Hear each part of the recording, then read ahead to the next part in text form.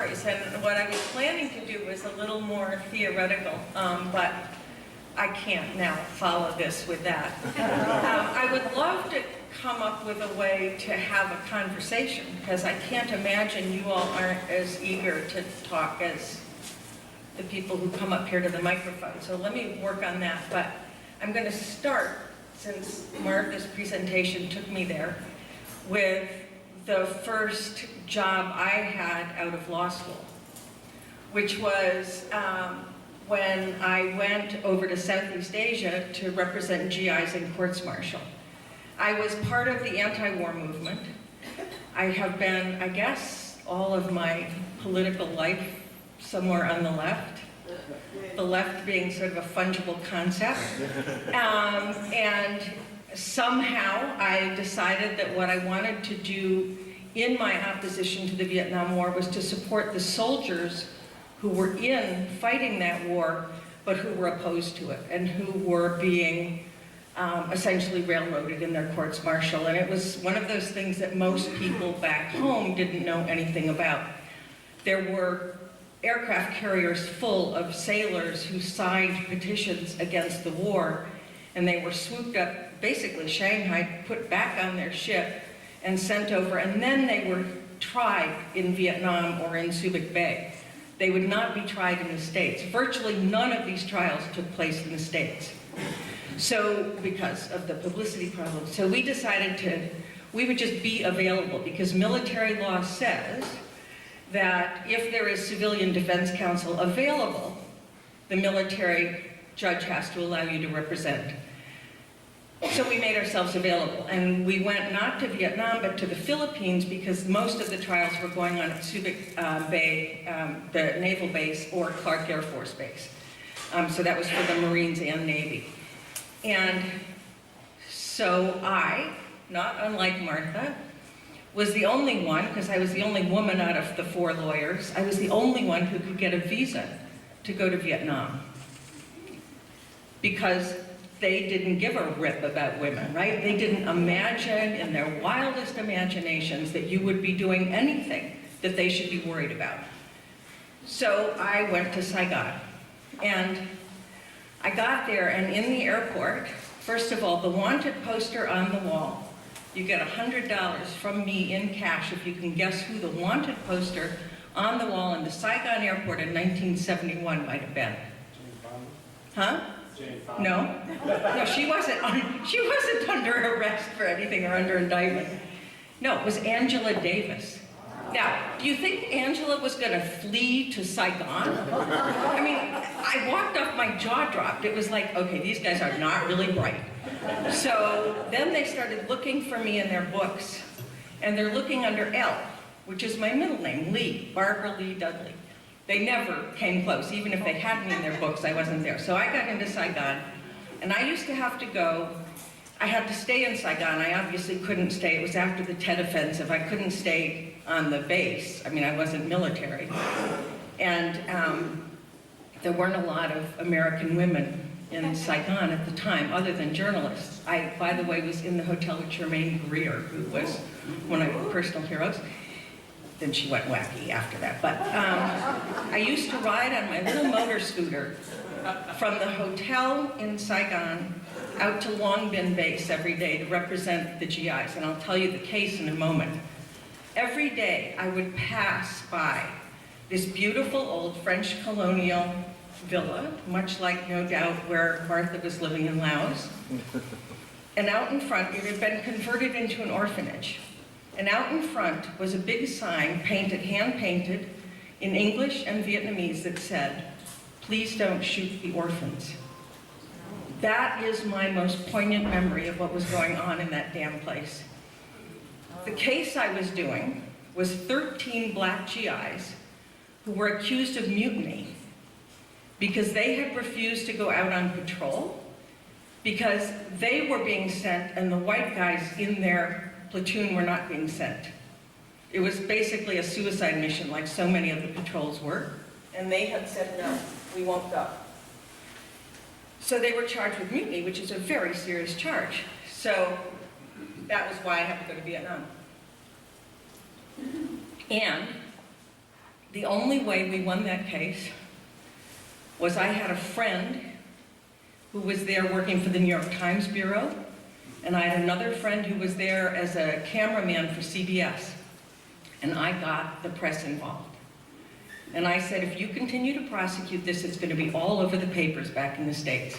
And you might remember what was going on with the Black Panthers and the Civil Rights Movement in 1971. There was no way in hell they wanted that mutiny case all over the front page of the New York Times. So they all got administrative discharges but one. He did some time at Leavenworth, and he got out about 3 years later and came to visit me. Brother Raven was his name. He came to visit me when I was working for the farm workers in Salinas. He was quite a kid in Salinas. I took him around and introduced him to everyone there. But that was essentially my view of the Vietnam War. We had many, many cases. Most of them were in, as I say, in the Philippines. Some were in Vietnam. There was so much more to that war than was ever reported back home, ever. And there were a whole lot of people like myself, a whole lot of lawyers back in the States who were doing the appellate work on these cases as well. So then I came home, and I actually, when I started, I was at Prim's house a couple days ago, and I was writing out what I wanted to say here, and where I started was the common assumptions that we all came out of Darien High School with. And what I first said to myself was, we were all basically, whether our parents were Republican or whether our parents were Democrats, we were all liberal then. Liberal in the sense that, remember how Republicans used to be liberal? That would be tolerant, generous, inclusive, thinking that, yes, we live in an affluent society and our obligation is to help those who haven't yet made a success of themselves by giving them equal opportunities. I actually believed that stuff. And I believed, too, that we were living in a bubble. And Dr. Peebles told us that we were living in a bubble and that that bubble was going to burst. And I remember thinking in 1963, November 22nd, when John Kennedy was killed, that in fact the bubble burst rather dramatically and rather quickly.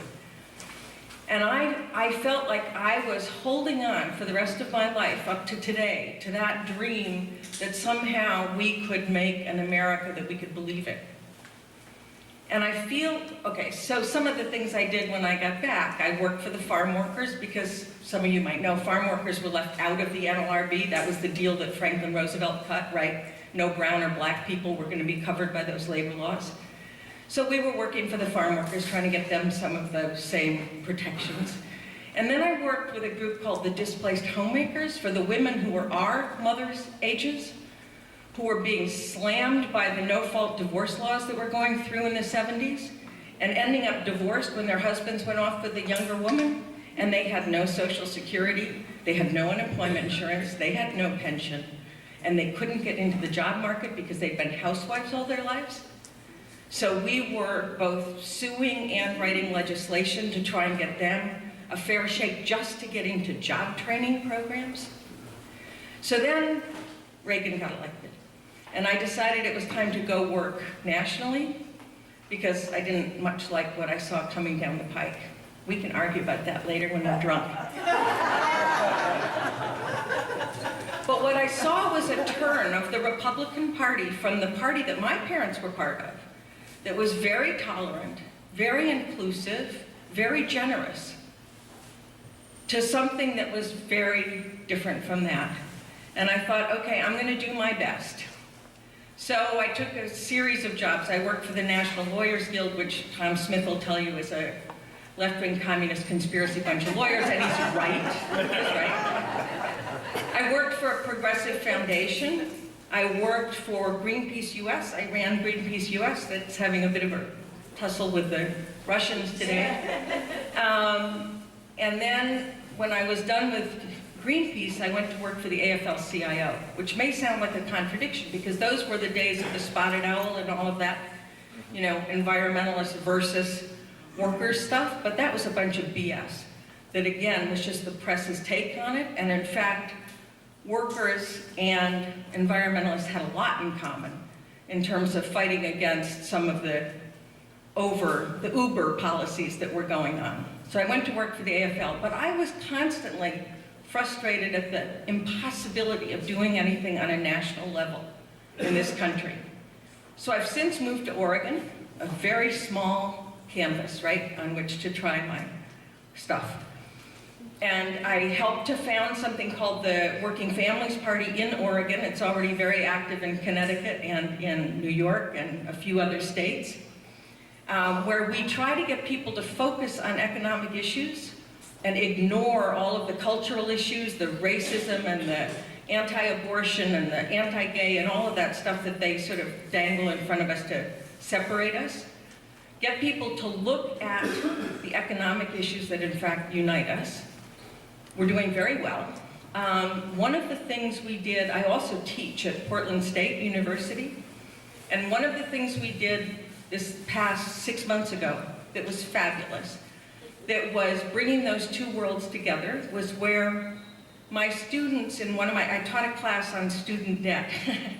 It was called Student Debt Policy, no, Economics, Policy, and Advocacy. My students wrote some legislation to fix the student debt problem, at least in the state of Oregon, through this program they developed called Pay Forward, which allows them to go to public university tuition-free, sign a contract saying they will pay back a percentage of their income over a fixed amount of time. So it's 3%, if you go to a four-year university, 3% over 20 years. We got that thing passed unanimously in the Oregon legislature, because that's what we stayed focused on. We didn't allow this to become a Republican issue or a Democratic issue. The Republicans couldn't figure out what was wrong with it. The Democrats couldn't figure out what was wrong with it. Neither caucus could claim it, so we got it passed. And that's the sort of thing I really believe very strongly in, is that if we step outside the little boxes we put ourselves in, we can do a whole lot of very good stuff. And, oh God, does that mean the football game's off? No. No, They just arrived. from the windows in the Greenwich is coming. Yeah, really. Good luck, y'all. So, Max. Okay, so. Okay, you can ask questions. I was going to say something else, but I can't even remember what it was, so. Be my guest and ask questions if you've got any, and we'll just let the next speaker come on along too. Does anybody have anything they want to ask? Your point about bringing the different sides together on common issues is great. There's so many diverse issues that are big that I don't see how they can come together. You have some thoughts about some of Like what? Name me one. well, economic policy, for example. Immigration. Economic policy has a lot of little pieces to it. Immigration, good God. Yeah. Immigration, they're already united. I mean, you take the farmers in Oregon, you take the farmers, they're the ones who are most pro-immigration at this point. They need the Mexican crews to do harvesting. They're very pro-immigration. The people who were anti-immigration, actually, in Oregon, were the unions. So if you start writing into your immigration policies things that the unions can live with that say that you have to actually pay the immigrant workers, and you can't just rip them off and do what is known as the lexicon as wage theft, then the competition is fair. It's when the employer gets to exploit the immigrants that the native-born workers get screwed. I mean, that's pretty straightforward stuff. It's not hard to find answers. I mean, climate change? Come on. Really? Do we not think there's climate change? Where do you guys live? Ask a farmer, I mean, that's the thing. In my family, my sister and brother-in-law have a vineyard that I take credit for all the time, but I have no reason to take credit.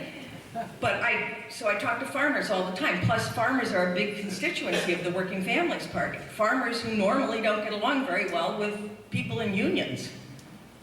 But they're the ones who know climate change is happening and care. They're terrified. And they do very much believe we have to do something about it. So, I mean, there are, I don't think if you really sit down with people of goodwill who want to solve a problem, and you take off my Republican hat or my Democrat hat or whatever the hell hat you're wearing, and actually just address the problem, that you can't come up with an answer.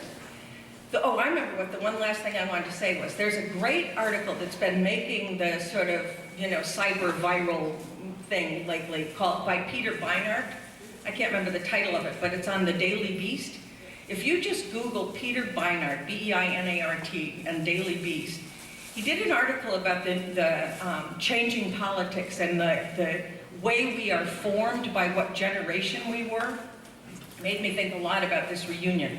But he also says, and it's very optimistic, that the youngest generation now, the millennials, not the kids, but I mean the youngest adult generation, actually really has a very different worldview than we did, for a lot of very objective reasons, not the least of which the economy has crashed around their ears, and that they will come up with very different solutions and are coming up with very different solutions than any we can imagine at the moment.